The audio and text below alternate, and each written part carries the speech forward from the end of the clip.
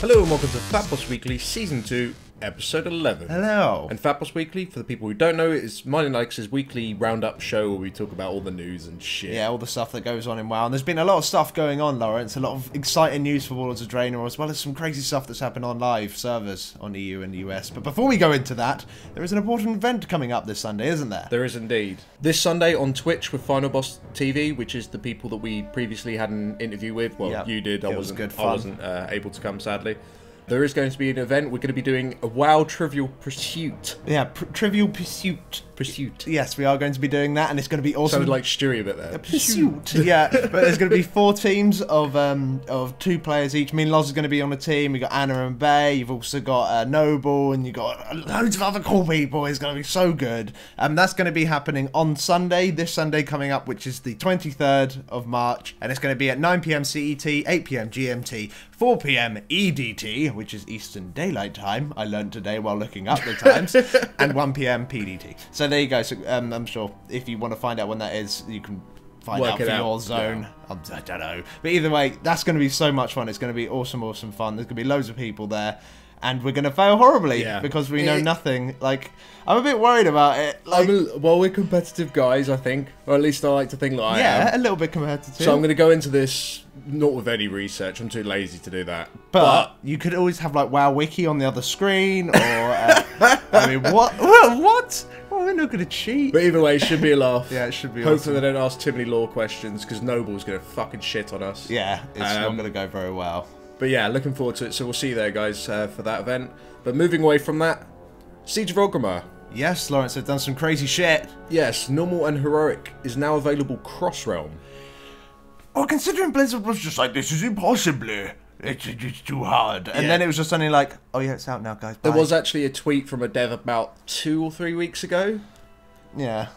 Answering a question. Someone asked him, will Siege of Orgrimmar be available cross-realm with normal and heroic and maybe even mythic when the 6.0 patch hits? And the reply was, this is like paraphrasing to the max, by the way. Yeah. He basically said, no. Yeah, right, yeah, but pretty much. But either way, it's awesome and it's out now, but it kind of begs the question, is there any point in servers anymore? That's what it makes me feel. Like, what's the point of a server when you can do everything cross-realm? They're showing us more and more that servers are kind of becoming more and more redundant. Really, don't you think? The only point of having a server is that your guild's on it, and it limits the amount of players in a single zone because of the, there isn't too many people. Yeah, I get what you're saying, but to backtrack, because we will cover that, but to backtrack, on the WoW forums there was a blue post that did state, Mythic raiding in Warlords will still be limited to players from a single server. In the meantime, though, this change may help guilds that are trying to recruit and grow in preparation for Mythic raiding. So that does kind of make sense overall. It's to do, because that's good, because you can bring people in who, like, you want to try them out, and then you can just get them in. Exactly. So it's pretty good. As for Realm First are guild achievements, so you need to be in a guild group, which is by definition 8 out of 10 people or 20 out of 25 members coming from a single guild on a single server. You could theoretically have a couple of guests from a different server and still claim the Realm First, but ultimately 80% of the group still needs to be from the same guild. Yeah, so that's how it is anyway, like, generally, so it's good that it still works cross-realm and everything, so that's pretty it fixes good. any issues with people, like, randomly going to a server and stealing the Realm First. Exactly, yeah. And also, just to clarify, they did say that the Head of the Curve achievement, which some people were asking about, is still available with this change, and you'll still get your dog reward. That's really interesting, though, to be honest. Like, I do like it that they put it in. More and more features are awesome. Like, there is nothing wrong with them bringing it out. And to be honest, I'm really looking forward to doing this potentially with the live stream, which is going to be so funny. Well, for the people who don't know, me and Alex, we do, flex twice a week usually? Yeah. We do a Horde flex with you guys and an Alliance flex with you guys. With these changes, we could potentially do heroic grading with you guys. God. And it's something that we're definitely, I think we'll try it once, like, fail on a Mercius, like, for about an hour. Well, the thing is, we don't use TeamSpeak. We have stream delay of at least 30 seconds. Yeah. So me and Alex going to be shouting out tactics, and it's just going to be delayed by 30 seconds. But no, I mean, I'm not sure we'll do it for sure, but I think it's something that we should work on doing with you guys. Funny. I think it should be a laugh. But yeah, going back to the whole thing with, like, what is the point of a server now? really. Yeah, They're showing that they can pretty much do anything cross-server. You've got cross-server zones with like lower populated places. You've got cross-server instances. Cross-server guilds now. Yeah, well, kind of like with the where the like servers have collapsed together, sort of thing. Yeah. Where they've merged the servers together. So like, what's the point of a server? I understand that they need to keep like certain zones like separate, otherwise the phasing would be absolutely nuts. But come on, Mike, what's the actual point? It seems like it's still in there because you still need to transfer your characters if you want to go to a good guild if your server's dead and stuff like that. I see where you're coming from, but they've taken the step forward to do this. Like they say, to allow people to make it easier for guilds to recruit for Mythic. Yeah, I think it's definitely good. It's helping 10-mans, essentially. I think it's also helping people who maybe want to like trial out for a guild. Like say like they accept the application and they want to see you come over. Instead of you having to transfer over your main and all your ults and all that kind of stuff, you can go there until you're like they're like, okay, we're happy with you. You're good in the raids and everything. Sure, you can come over now. You're welcome to the guild. It could potentially save some people some money. A lot of money, yeah. So I think overall it's a really positive step. But I'm starting to lose like sight on what's the point of a server at all. Like why have them separated anymore? Hopefully that will come back in Warlords, because I think having a server, having that community is kind of important. It is important to have like server communities, I suppose. Like different servers are slightly different in different ways, you know, like of course it's nice to have RP servers and PvP servers and PvE servers, but maybe one big PvP server, maybe one big RP server, and maybe one big RPVE server. I don't know. Tell us what you think, guys. What is the point of a server? That is the FatBoss question of the day. I really have no idea. Honestly. What's the point of a server? I just don't get why they're all spread out anymore. But either way, that's awesome news. Thank you very much, Bliss. Now, in Warlords of Draenor, all the mounts that people have been crying about, they're like, oh, we can't fly anymore. What's the point of flying mounts? Oh, I've got my ashes and I can't fly it around anymore. Well, the thing is, pretty much all mounts are going to work as ground mounts. From a developer called Mumper on Twitter, he said, the design decision of the week, we're going to enable all mounts to work in battlegrounds with Warlords of Draenor. This should also mean that the mounts will work on the ground anywhere that flying is not allowed. And he said Timeless Isle, for example. So you should be able to fly around your ashes on, like, in Timeless Isle and, of course, in Warlords of Draenor. And remember one thing he said? Like, someone tweeted at him, well, what about the Seahorse mount? And they was like, well, apart from the Seahorse mount. So we're not going to be going around on the Seahorse mount above ground. But, like, that's a really good change, I think. I think that makes a lot of people more happy. Because, to be honest, I think a lot of the flying mounts look a hell of a lot better than the ground mounts. There's some nice ground mounts, but I really like the flying mount. I think this is just so the people... It's to cater towards the people who already have a problem with not being able to fly in Warlords. So they're saying, well, at least you can use your flying mounts that you've been farming or whatever. Yeah, so... But yeah, we talked about this last week. Not going to get into the problem with not being able to fly in fucking Warlords. Yeah, well, we've already talked about that. We're not going to talk about that. But I think it's a very good thing that it allows... But more decisions, the better, yeah? The more open it is, the more good it is. So, awesome. Now, more developer interviews. Alex Afrasiabi, which was the guy we were talking about last week who had an interview. He's had another interview with OzGamers. There's a link in the description if you want to go read the full interview. But to sort of highlight it, Warlords of Draenor is going to be having roughly 10 new mounts to start with. It's going to have roughly 10 new scenarios to start with, which doesn't sound too interesting. Well, it's good to know that we've got a nice amount of scenarios. I don't really give a shit about mounts, but, like, fair enough, that's cool. That's a nice amount of new things. But one thing that was interesting, he did state that garrisons could come to Azeroth in the future if devs feel like it's the right decision based on what they learned from Warlords of Draenor. That would be so cool.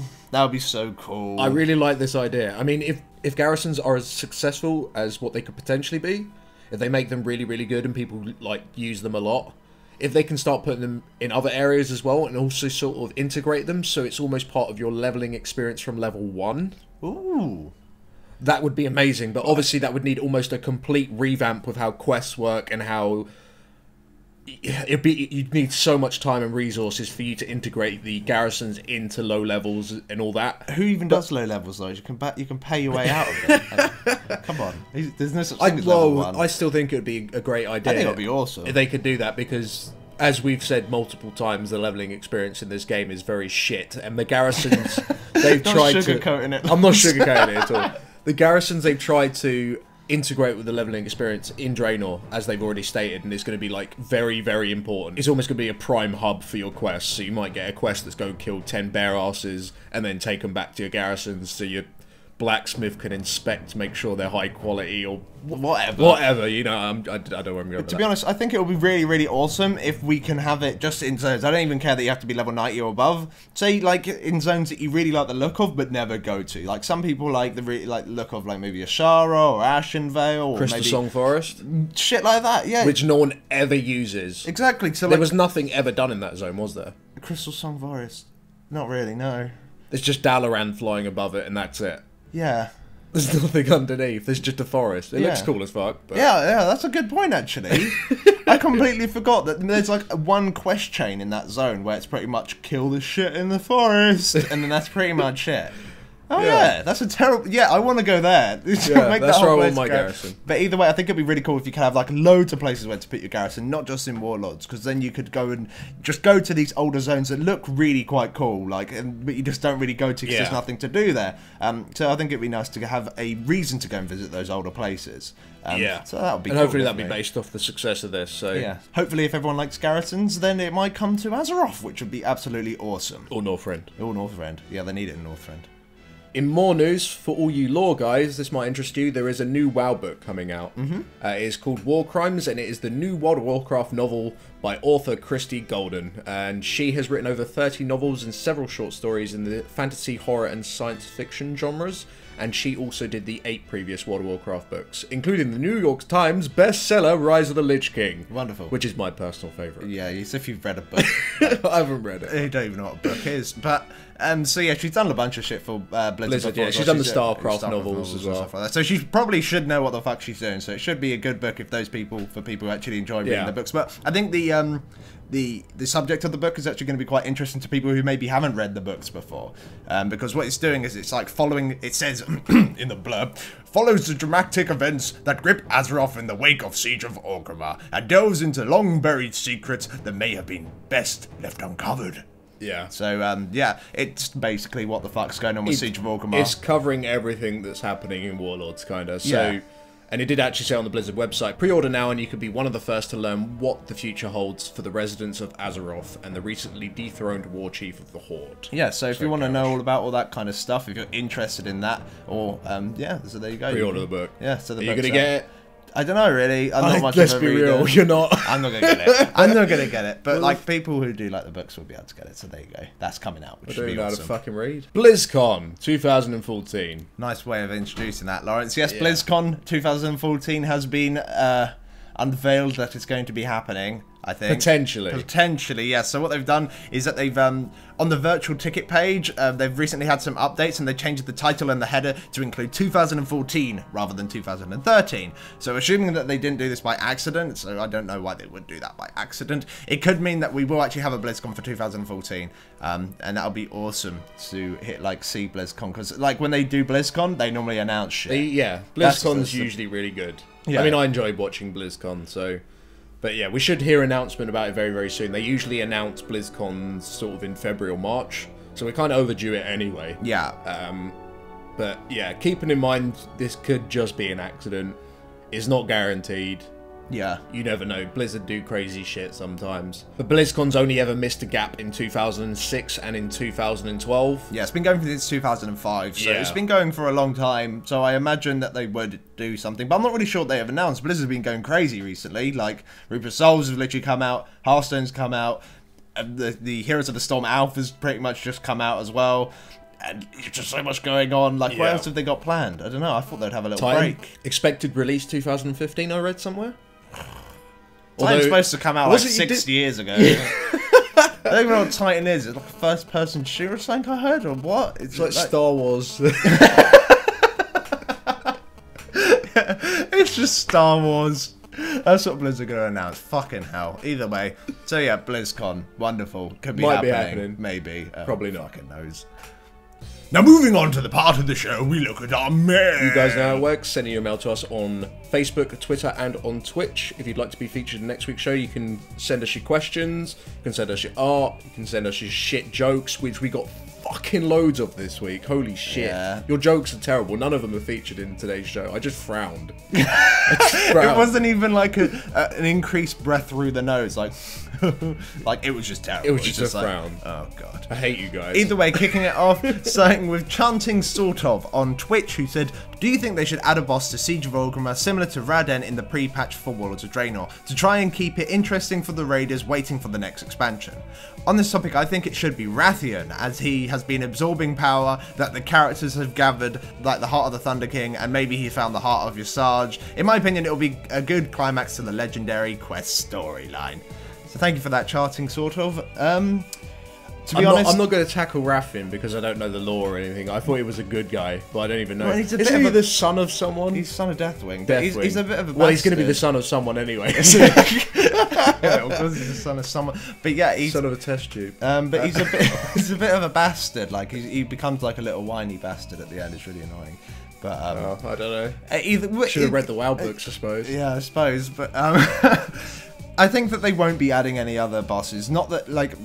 If you add more bosses, people, like, you could argue saying that really that time could have just been spent on developing Warlords of Draenor and getting that out. I think that's the faster. biggest problem with it. I mean, if they was to bring out, even if it was a boss in Siege of Orgrimmar, I mean, that I don't agree on. I think Siege of Orgrimmar should be left alone completely, because it wouldn't really make sense for it to be, like, that tier's done, Garrosh has already been captured. Here's another boss. Yeah, it doesn't really make sense. They've never added an extra boss in an instance anyway, so if they were to do it, they'll just put like him in like somewhere, some cave somewhere. Yeah, it'd be something different, but they could potentially add more instance portals in Wormrest Keep. Yeah, there's so many portals, and there's like what, 5 portals, but there's like 3 active, I think. No, 2 active. 2 active? Actually, there might be a third. One of them might be a 5-man. No, it's 2. Oh, right, it's 2. okay, yeah. Sulfarian and the Ruby Sanctum. Ruby Sanctum. So yeah, I guess they could add some stuff in there, I guess. But overall, what they would add, I don't know. But it would be nice for them to give us at least something before Warlords of Draenor. See, the thing is, a lot of people are like, oh, they should give us content, and then everyone else is like, yeah, but that means Warlords will take longer, and then it's just like, well, no one's happy. It's really difficult to say. It's really difficult to say. But personally, yeah, I would love something to come out before Warlords. As long as it didn't make Warlords come out slower. Yeah. So do that, Blizz. Make that work.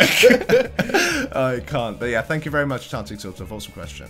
The next one comes in from Blerim on Facebook, who says, hey guys, I was wondering what your thoughts on the legendaries are at the moment, and how they affect the game. It feels like a class that gets a legendary in an expansion suddenly becomes the go-to class. Personally, I think the metagem and cloak grind that was in Mr. Pandaria was absolute travesty, and was a necessity for endgame heroic progression.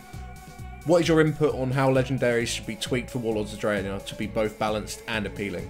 Well, the thing is, I think that the fact that everyone could do the legendary quest chain this expansion was a very good move, to be honest. I felt that some classes maybe only have one legendary, and that was like back in like Wrath or whatever, or they haven't just generally had any access to legendaries. Now everyone could go and do the legendary, and I think it is good that legendaries take a long while to do. I mean, they've changed how legendaries are obtained, well, since Shadowmourne, basically. Yeah. Well, you could argue Valinir as well, actually. Yeah, so it's all... The whole of Wrath. Yeah, so I think it's much better that it isn't just, oh, random drop chance, here you go. Yeah, I mean, because you'll get one guild who literally kills, you know, Ragnaros on their first kill, gets an eye, and then you have another guild that's killed it 40 times and they haven't had a single eye. Yeah, exactly. Which is, like, ridiculous. Whereas this way, you actually have to progress towards getting your legendary. Yeah, and of course there is a certain amount of RNG, but generally people will all finish it at roughly the same pace. Unless they've been extremely unlucky or very, very lucky. It'll be between, like, there'll be like a 1 or 2 week gap usually, at the most. Yeah. If everyone was like going at the bosses at the same pace and doing everything they possibly could, there shouldn't be much more of a 1 or 2 week gap. And what you have to remember is that through Mr. Pandaria, you've been progressing on your legendary quest up to a point every single tier. So if you've been playing since the very, very start of Mr. Pandaria and you haven't quit and you've been doing all the raiding, it doesn't feel terrible, because by the time Siege of Orgrimmar came out, you could instantly get your cloak if you've been raiding in TOT enough. But ultimately, I agree with you completely. I think that the grind to get the cloak is ridiculous, especially if you're a new player. It's not healthy for new players, and it's not healthy for people who want to go and make ults. I have 5 cloaks now. I only have 2. I have 5 of them. And to be honest, getting them wasn't too bad, because we do it with a live stream, we do it with the flexes. It's very, very easy for us, and it's I really enjoyed doing raiding with the viewers on the live stream. Yeah. So I almost picked up the cloaks just by chance. It just happened. Yeah. Essentially. But if I didn't have that medium available, it would be horrible. Yeah. Which is the majority of players. They don't have that available for their ults. And the cloak and the metagem are so strong, as you said, Blerim, that you do need them for progression. Oh god, yeah. If you don't have need them. You need to have them. Well, yeah, I think on one of my bosses, on Dark Shamans, on my Hunter, it's 30% of my damage. My cloak alone. Which is just ridiculous. Yeah, it's just my cloak just being OP as that. That's the most damage out of all of my stuff. It's just my cloak going crazy. It's crazy. So yeah, it's a huge thing having the cloak available.